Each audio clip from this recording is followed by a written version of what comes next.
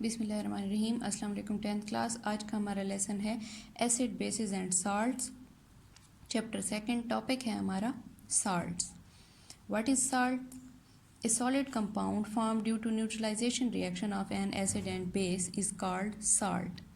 एक ऐसा solid compound जो कि बनता है एसिड और बेस के न्यूट्रलाइजेशन के नतीजे में, उसको कहते हैं साल्ट। ठीक है, या वो साल्ट कहलाता है। For example sodium chloride, potassium sulphate and ferric sulphate. अब कंपोजिशन ऑफ साल्ट को देख लेते हैं। A salt consist of positive ion from base and negative ion from acid. एक साल्ट जो है वो मुश्तमिल होता है एक पॉजिटिव पार्ट जो कि बेस की तरफ से पार्टिसिपेट करता है और एक नेगेटिव पार्ट जो कि एसिड की तरफ से पार्टिसिपेट करता है। For example sodium chloride have sodium positive and chloride negative ions. जैसे कि हमारे पास सोडियम क्लोराइड है जिसमें सोडियम पॉजिटिव और क्लोराइड नेगेटिव पार्ट्स मौजूद हैं या आयंस मौजूद हैं, जो कि हमारे पास सोडियम हाइड्रोक्साइड और HCl के कम्बिनेशन के नतीजे में बना है, जिसमें सोडियम हाइड्रोक्साइड में से सोडियम पॉजिटिव पार्ट और हाइड्रोक्लोरिक एसिड में से क्लोराइड नेगेटिव पार्ट्स कंबाइन होके हमारे पास सोडियम क्लोराइड आए हैं। In certain salts there are polyatomic positive ions and polyatomic negative ions. Polyatomic positive और नेगेटिव आयंस क्या होते हैं?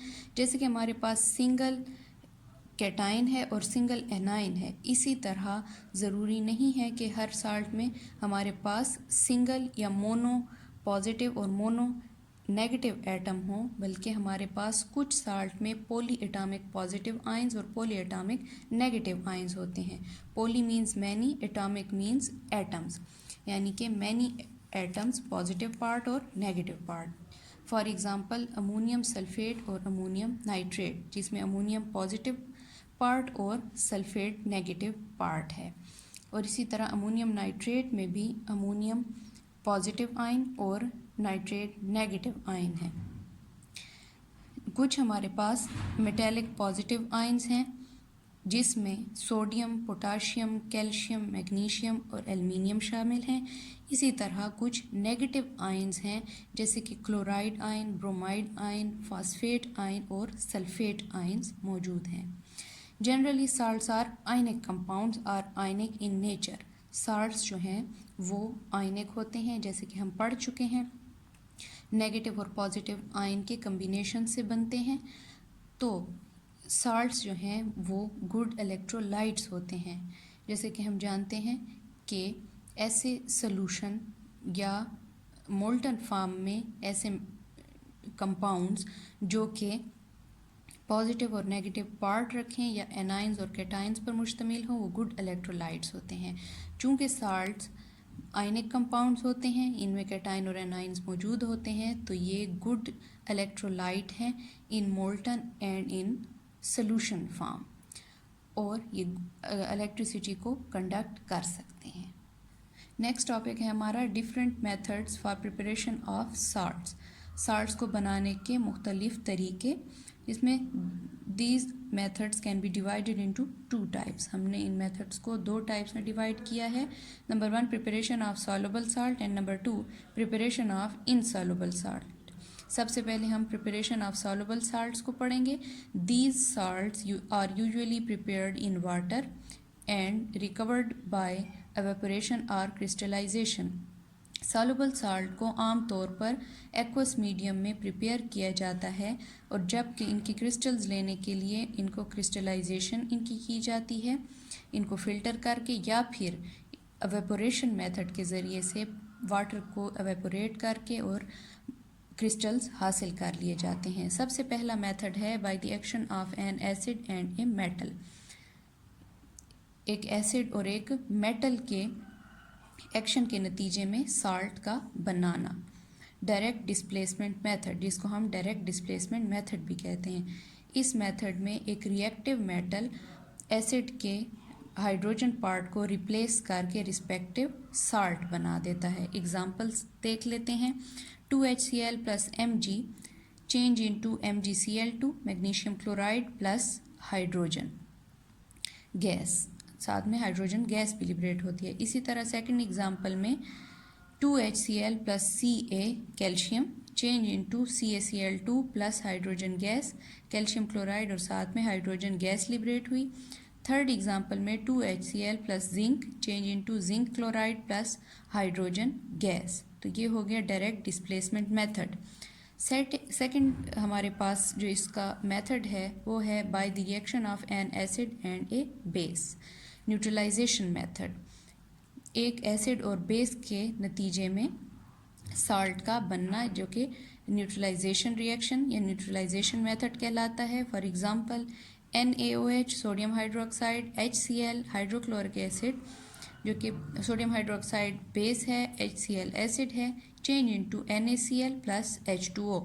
सेकेंड एग्जांपल है हमारे पास nitric acid plus KOH potassium hydroxide change into KNO3 potassium nitrate plus H2O। Neutralization के नतीजे में साथ में वाटर मॉलिक्यूल दोनों रिएक्शन में बन रहे हैं। थर्ड मेथड है इसका by the reaction of an acid and metallic oxide. एक एसिड और मेटेलिक ऑक्साइड के नतीजे में सॉल्युबल साल्ट्स का बनना। इसमें हमारे पास dilute H2SO4 plus calcium oxide change into calcium sulphate plus H2O बनते हैं। सेकेंड एग्जाम्पल है डाइल्यूट H2SO4 कॉपर ऑक्साइड या cupric oxide change into copper sulphate plus H2O। Fourth method है हमारे पास by the action of an acid and A carbonate. एक acid और एक कार्बोनेट के एक्शन में जो साल्ट बनते हैं। डाइल्यूट एसिड और एक कार्बोनेट 2HCl, इसमें HCl जो है डाइल्यूट है, plus Na2CO3 sodium carbonate change into 2NaCl plus H2O plus CO2, यानी कि हमारे पास दो सोडियम क्लोराइड, वाटर और कार्बन डाइऑक्साइड प्रिपेयर हुए हैं। इसी तरह dilute HCl plus sodium bicarbonate change into sodium chloride, water plus carbon dioxide.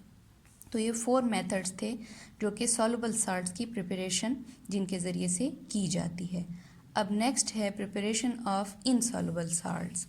When solutions of soluble salts are mixed and a result on an insoluble salt is formed. Soluble salts के या दो soluble salts के solution को जब आपस में mix किया जाता है तो उनके रिजल्ट में इनसॉल्युबल साल्ट जो हैं वो बन जाते हैं। हमारे पास दो साल्ट्स बनते हैं जिनमें एक इनसॉल्युबल होता है और दूसरा सॉल्युबल होता है। जिस इनसॉल्युबल साल्ट्स जो होते हैं वो बॉटम में बैठ जाते हैं, यानी कि वहाँ पर अकोमोडेट हो जाते हैं किसी भी कंटेनर के बॉटम में, जबकि सॉल्युबल साल्ट्स तो मिक्स्ड फॉर्म में मौजूद रहते हैं। Example AgNO3 plus NaCl। Silver nitrate और सोडियम क्लोराइड दोनों सॉल्युबल साल्ट्स हैं। ये चेंज होते हैं, कंबाइन होते हैं AgCl सिल्वर क्लोराइड और NaNO3 सोडियम नाइट्रेट में, जिसमें sodium nitrate soluble in water है जबकि silver chloride insoluble in water है, और ये कंटेनर के बॉटम में अकोमोडेट हो जाता है या इकट्ठा हो जाता है। सेकंड एग्जांपल है sodium carbonate plus copper sulphate. ये दोनों भी सॉल्युबल साल्ट्स हैं।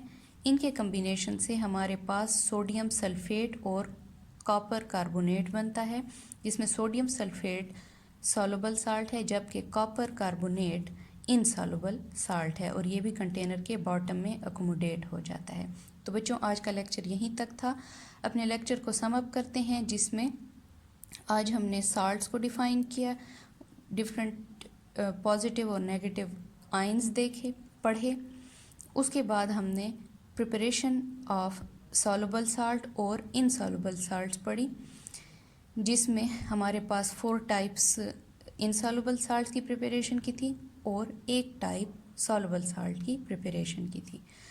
बच्चों आपने इन सारे केमिकल इक्वेशंस की प्रैक्टिस कर लेनी है 4-4 बार, तब उसके बाद आपको ये सारी इक्वेशंस समझ में भी आएंगी और मेमोराइज भी हो जाएंगी।